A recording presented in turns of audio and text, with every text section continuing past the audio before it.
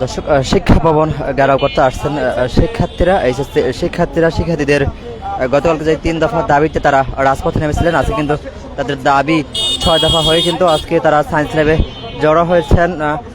Science ল্যাবের আশেপাশের কয়েকটি কলেজের শিক্ষার্থীরা সায়েন্স ল্যাব জড়ো হয়ে কিন্তু তারা এই মুহূর্তে মিছিল নিয়ে কিন্তু ঠিক তারা ঢাকা বিশ্ববিদ্যালয় এলাকার অবস্থান করছেন। এমনকি তারা ঢাকা বিশ্ববিদ্যালয়ের পাশে কিন্তু নীলক্ষেত এলাকায় রয়েছে। এমনকি তারা কিন্তু বৃহৎ একটি মিছিল নিয়ে কিন্তু তারা শিক্ষা ভবনের দিকে অগ্রসর হচ্ছেন শিক্ষা ভবন ঘেরাও করতে। শিক্ষার্থীরা বলছেন শিক্ষা ভবন এবং সচিবালয় এই দুইটি শিক্ষা ভবন এবং সচিবালয় এই দুইটি ভবনের একটি অংশ তারা ঘেরাও করবেন, সেই দাবি নিয়ে কিন্তু তারা আসছেন। এমনকি শিক্ষার্থীদের যেই দাবিগুলো ছিল সেই গতকালকে 3 দফা দাবি থাকলেও কিন্তু আজকে 4 দফা দাবি হয়েছে। সেই 6 দফা দাবি হচ্ছে। সেই দাবিগুলো যদি একটু জানাই, যে এই বৈরী আবহাওয়ার মাঝেও পরীক্ষা নেওয়ার ফলে শিক্ষামন্ত্রীর পদত্যাগ করতে হবে 24 ঘন্টার মাঝে, এবং যে সকল শিক্ষার্থীদের পরীক্ষায় অংশগ্রহণ করতে পারেনি তাদের পরীক্ষায়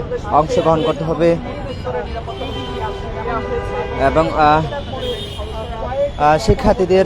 গতকালকে শিক্ষার্থী যারা ছিলেন তারা কিন্তু বেশ মাঝরাত পর্যন্ত তারা আন্দোলন করেছিলেন। এমনকি গতকালকে সংসদ অধিবেশন চলা তারা সংসদ ভবনের মানিকপি এভিনিউতে চলে যাওয়ায় সেখান থেকে পুলিশ কিন্তু পরিস্থিতি নিয়ন্ত্রণে আনতে লাঠিচার্জ করে, এবং লাঠিচার্জের পর কিন্তু শিক্ষার্থীরা ছত্রভঙ্গ হয়। কিন্তু তারা মাঝরাতে কিন্তু তারা শিক্ষা ভবনের পাশে থাকে। এমনকি আজকে তারা পরীক্ষা শেষ করে কিন্তু তারা রাজধানীর বিভিন্ন স্থানে কিন্তু তারা জড়ো হয়।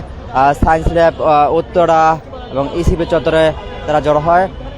এই মুহূর্তে কিন্তু ঢাকার কয়েকটি স্থানে কিন্তু শিক্ষার্থীদের যে ব্যারিকেড সেটি কিন্তু চলছে। সায়েন্স ল্যাবের যেই কর্মসূচিটি ছিল সায়েন্স ল্যাব ঘেরাও কর্মসূচি, তারা সেই সায়েন্স ল্যাব ঘেরাও কর্মসূচি করা শিক্ষার্থীরা কিন্তু এই মুহূর্তে সচিবালয়ের দিকে আসছে। এমনকি সচিবালয়ের যে প্রবেশদ্বার শিক্ষা ভবন এলাকা, সেই শিক্ষা ভবনের এলাকা কিন্তু 3 স্তরের নিরাপত্তা ব্যবস্থা রয়েছে।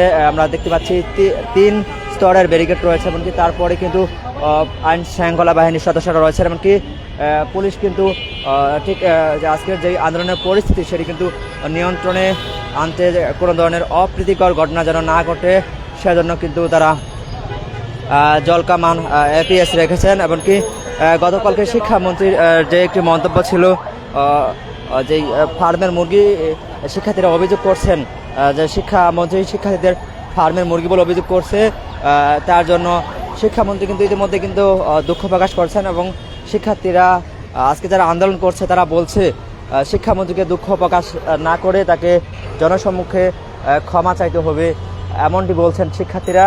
এবং শিক্ষার্থীরা কিন্তু আজকে তাদের যেই সেই দাবি দাওয়াগুলো আদায় করতে কিন্তু তারা আজকে সচিবালয় এবং শিক্ষা ভবনের দিকে আসতেন। আমরা দেখছি সচিবালয়ের প্রবেশদ্বার শিক্ষা ভবন মোড়ে কিন্তু 3 স্তরের নিরাপত্তা ব্যবস্থা রয়েছে, 3 স্তরের ব্যারিকেড, এমনকি এরপরে পুলিশ, জলকামান এপিএস রাখা রয়েছে। এমনকি আইনশৃঙ্খলা বাহিনীর সদস্য তারা কিন্তু অত্যন্ত সতর্ক অবস্থা রয়েছে। একটি বৃহৎ সংখ্যক আইনশৃঙ্খলা বাহিনীর সদস্য কিন্তু মোতায়েন করা রয়েছে শিক্ষা ভবন মোড় এলাকায়। আমরা যেমনটি জেনেছি শিক্ষার্থীরা এই মুহূর্তে ঢাকা বিশ্ববিদ্যালয় এলাকার পাশে রয়েছে, এমনকি তারা কিন্তু এই মুহূর্তে শিক্ষা ভবনের দিকে কিন্তু অগ্রসর হচ্ছে ঘেরাও করতে।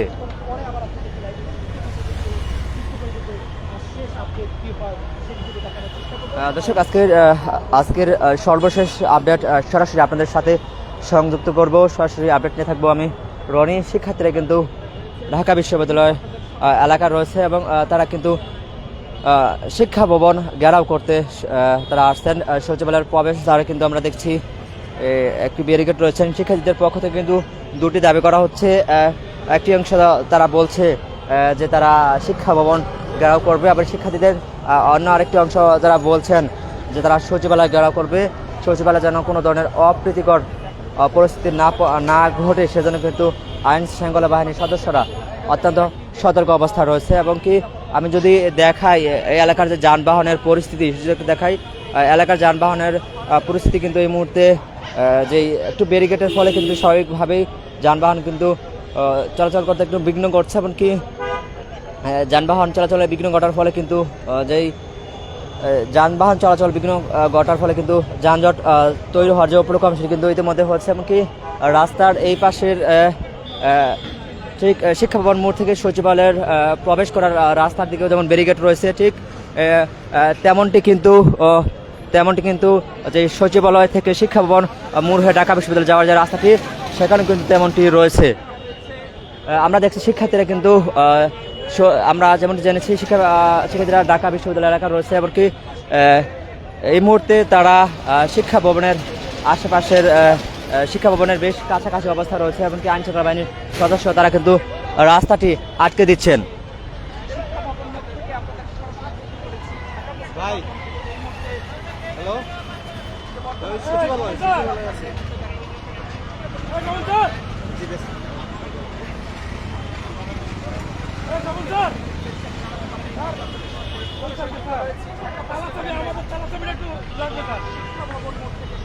মামুন ভাই, পোলাপান কাছাকাছি আইছে, এই লাইভ কার্ডটা কি আরেক লাইভ দিমু? ওই শিরোনামটা দেন, শিরোনামটা পাঠিয়ে দেন, আমি লাইভে আছি। অনেকগুলো তো সেটা ভাই একসাথে দেওয়া, একসাথে ওগুলো কাটতে কাটতেই ভাই 2 মিনিট লেগে যাবে।